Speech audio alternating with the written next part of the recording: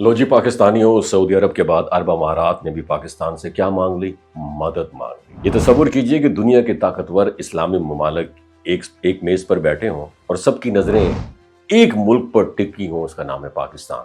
वजह सिर्फ दोस्ती नहीं, बल्कि एतमाद है कि पाकिस्तान वो मुल्क है जिसके पास जज्बा भी है, सलाहियत भी है और एटमी कुव्वत भी है। और यही वो बुनियाद है जो आने वाले बरसों में आलमी सियासत और खित्ते के तवाज़ुन को बदलने वाली है।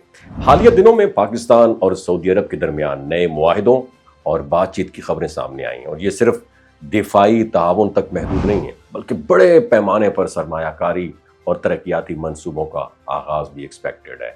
सऊदी अरब अगर पाकिस्तान में अरबों डॉलर्स की सरमायाकारी करता है, ये ना सिर्फ हमारी कमज़ोर मईशत को सपोर्ट करेगी, बल्कि रोज़गार, इंफ्रास्ट्रक्चर और तवानाई के शोबे भी नई राहें खोलेगा। इसके नतीजे में हमारा डिपेंड गैर मुल्की कर्ज़ों पर कम होगा और कौमी फैसले ज़्यादा बाएतमाद अंदाज में किए जा सकेंगे। और दिलचस्प बात पता है क्या है कि सऊदी अरब के साथ साथ दो और इस्लामी ममालिक भी पाकिस्तान के साथ खड़े होने को तैयार हैं।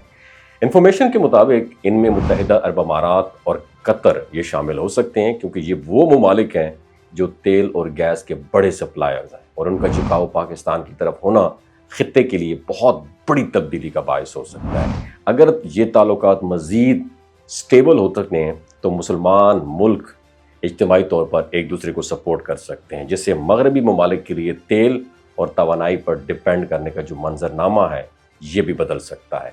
अगर दिफाई पहलू से देखें तो पाकिस्तान की असल ताकत उसकी एटमी सलाहियत है, और यही वो एलिमेंट है जिसने बाकी मुसलमान जो ममालिक हैं या मुसलमान दुनिया है उसको ये सोचने पर मजबूर कर दिया कि हमें अपनी सलामती के लिए किसी एक ऐसे मुल्क पर एतमाद करना होगा जो अमली तौर पर ताकतवर भी हो और जज्बे में सबसे आगे हो।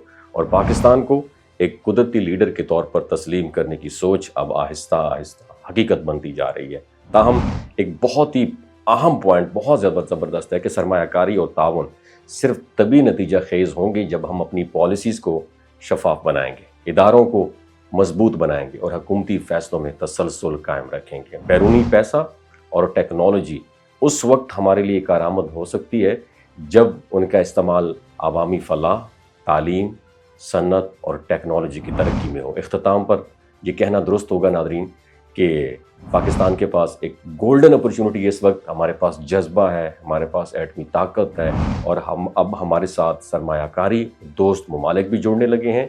अगर हमने दानिशमंदी के साथ इस मौके को इस्तेमाल किया तो पाकिस्तान सिर्फ खित्ते का नहीं बल्कि मुस्लिम दुनिया का एक मजबूत पिलर बनकर उभर सकता है। एक ऐसा मुल्क जो एतमाद, क़यादत और तरक्की की नई मिसालें कायम करेगा। आपकी क्या राय है?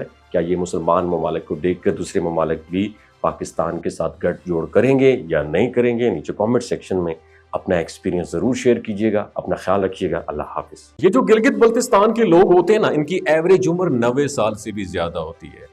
You know why? क्योंकि ये लोग शलजीत इस्तेमाल करते हैं। शलजीत के अंदर 85 मिनरल्स होते हैं। अगर आप चीज़ों को जल्दी भूल जाते हैं, मर्दाना कमज़ोरी महसूस करते हैं, औलाद जैसी नेमत से महरूम हैं, और आप स्पर्म काउंट आपके कम है, टेस्टोस्टेरोन हार्मोन इम्बैलेंस है, आप सदाबहार जवान नज़र आना चाहते हैं, खून की कमी को दूर करना चाहते हैं, हड्डियों जोड़ों के दर्दों से निजात हासिल करना चाहते हैं, मोटापा कम करना चाहते हैं, तो डॉक्टर असद महमूद की प्योर एंड नेचुरल शलजीत ज़रूर इस्तेमाल करें। एक बात आपने दिमाग की खिड़कियों को खोल के आपने सुननी है, हमेशा ऑर्गेनिक और कुदरती चीज़ों का इस्तेमाल करें। केमिकल वाले फूड सप्लीमेंट खुदारा इस्तेमाल नहीं करने। अगर आप डॉक्टर असद महमूद की प्योर एंड नेचुरल शलजीत को ऑर्डर करना चाहते हैं, नीचे दिए गए नंबर पर व्हाट्सएप करें।